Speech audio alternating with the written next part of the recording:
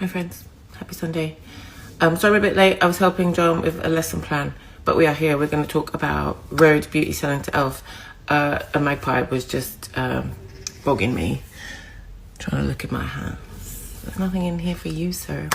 But I've got my notes, so let's get into it. The news has all been like super buzzy with opinions and hot takes and whatever, so I wanted to take a couple of days, and that's why I decided to do a shop talk on it today rather than straight away at the time, because I didn't want this to get caught up in the hoo-ha. But anyway, here we are, and let's get into it. Okay, who is Hailey Bieber? Miss Hailey. She is a socialite. She is the daughter of Stephen Baldwin, I believe. She's married to Justin Bieber, and she is the CCO stroke creative director of her namesake beauty brand, Rhode, which she launched in 2022. And it was recently announced that Rhode would be selling to affordable beauty giant e.l.f. for $1 billion US, which is exceptional during this time because brands are closing. We are feeling the pinch. There are falls in revenue, like scary falls in revenue, and competitor brands are struggling to remain profitable in order to sell, or struggling to make the sale deal full stop. But e.l.f. said, Hailey, bet. So if I think of what has contributed to the success of Rhode, and I think of like the overarching themes, it's, for me, something that I see often with brands that are having success, especially when things are really difficult, right? It's the perfect synergy of a great product. You can have a great product and no customer.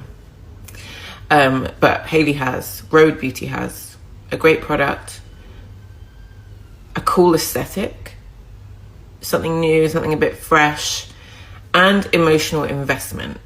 And when I say emotional investment, I mean like people are for real invested in Hailey herself, and therefore will buy what she tells them to buy, whether it's clothes that she's wearing, whether it's a place that she's been to, or whether it's something that she says that she has made herself, considering all of these things. And this is the best thing for you right now.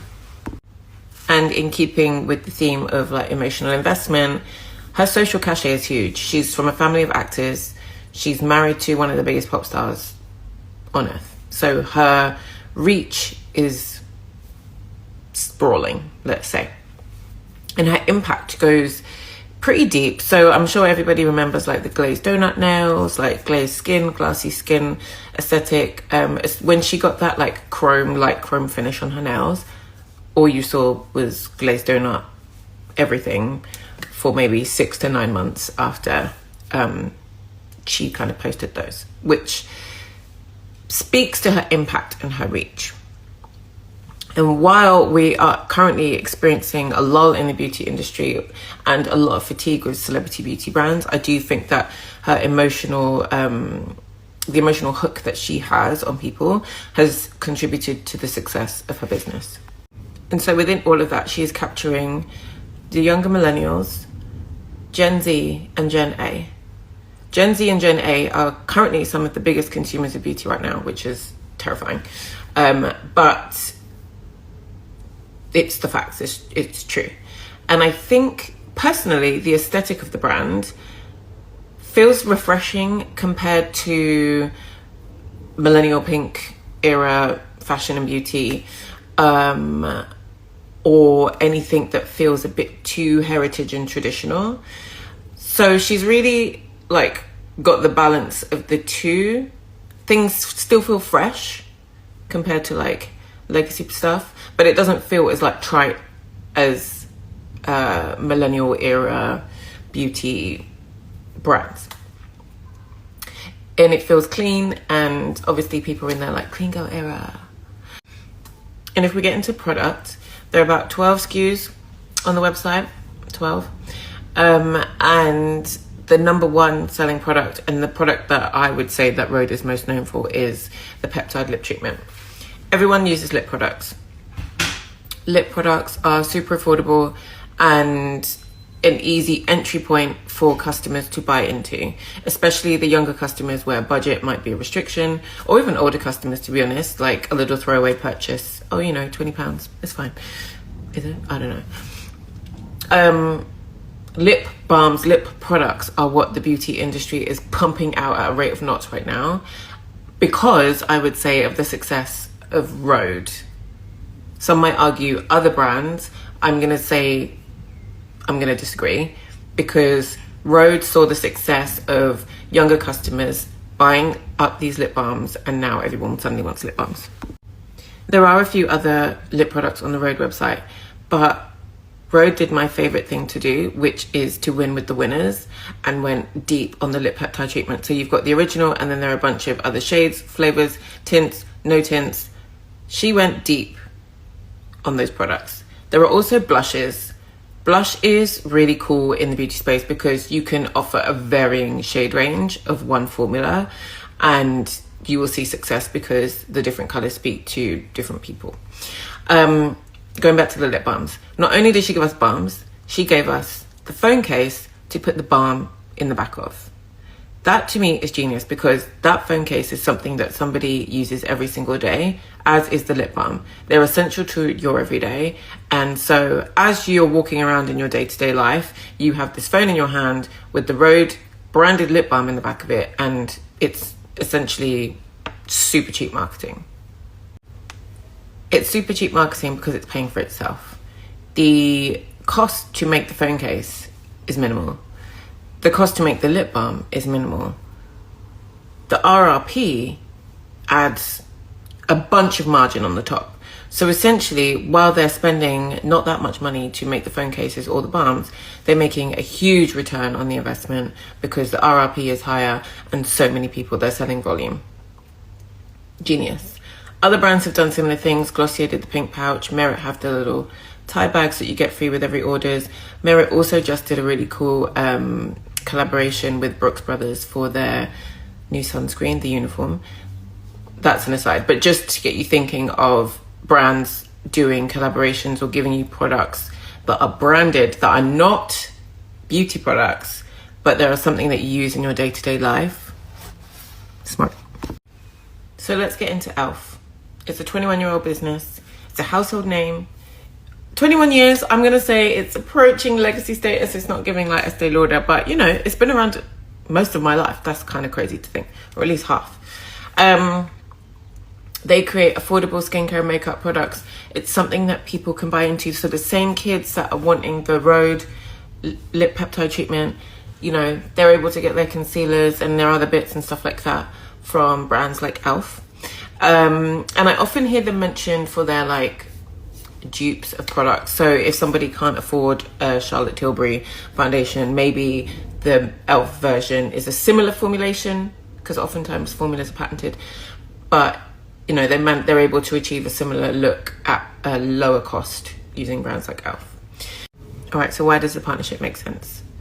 Both brands are playing the long game. e.l.f. is 21 years old. Rhode is 3 years old. e.l.f. now has, under their umbrella, a premium price product and a commercially priced product. Here is where they're going to see a lot of volume.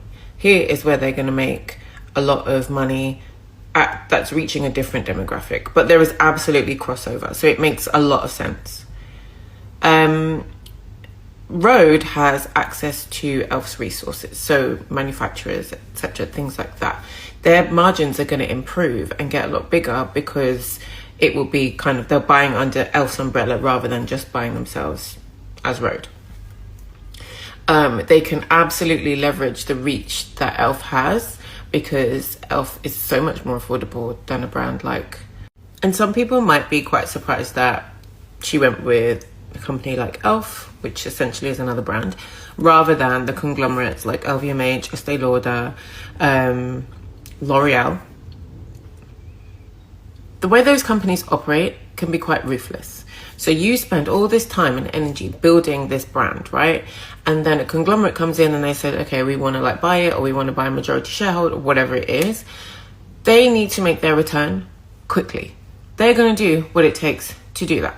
So they will dictate or steer what products you make, when you launch them, how you launch them, without much consideration for the long game, because people get fatigued, right? So we need more, we need new all the time. I'm seeing it with several brands, and it's kind of scary, because who is actually asking for this? Is this something that the customer is asking for, or do you actually just need to make more money? And so you assume that customers are if things aren't working out, they'll do what they need to do. They will pressure you for distribution, then your product becomes oversaturated in the market, and nobody ever wants that. And if it seems like it's going to fail, they'll just close it before they lose anything else. They'll take the hit. But some final thoughts. Selling to a company like e.l.f. rather than one of the big conglomerates is super smart. It speaks to the long game. Customers are equally emotionally invested in e.l.f. because of its accessibility. So I would say that is a super smart decision. I met someone that was 6 months pregnant and queued for hours from 6 a.m. at the London Rhode beauty pop-up to buy whatever they were selling from 6 a.m. at 6 months pregnant.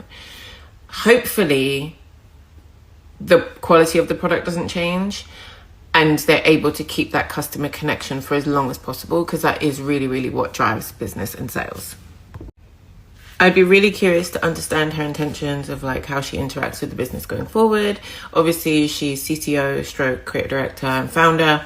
Will she stay on in that capacity? What will her involvement look like going forward? She's in the campaign. She's all over the website. Like, she really is the brand. So yeah, curious to see if and how that changes going forward. I love that as a business, they decided to go deep and win with the winners. If you look at a lot of beauty brands, especially brands out now, there's several eye products, several different versions of eye products, 55 versions of lip products, complexion products, this finish, that finish. Like, that is a lot of product. And I get it. You want to reach as many people and touch points as possible. But sometimes we have to keep it tight. A sale of 3 billion with about 12 to 15 SKUs is crazy. Crazy good, crazy interesting. And I'd love to like deep dive the strategy. If I ever got the opportunity to see or talk to someone from the brand, I'd be obsessed to understand how they decided to do things that way, because a lot of brands don't. They just want more, different, new, and thinking that more variation in the product range will lead to more sales because they're reaching more people, but it's not always true. And the last thing before I crack on with my day and make this roast chicken for i4 is a friend of mine who's also the founder of a beauty brand made a really interesting comment. She says, has Hailey sold herself to e.l.f? What would rhode look like without Hailey? And I'm kind of in agreement here. I don't mean like sold herself to the devil kind of thing, but without Hailey, there is no rhode. Rhode is her middle name. And this brand, everything about it really embodies her. Like, when I see her, I see the brand. And when I see the brand, I see her. So yeah, that's a really interesting kind of like question mark final thought to leave with. Tell me what you think. Do you want Shop Talk to come back? I've been inspired. So yeah, let me know. And I hope you all have a wonderful Sunday.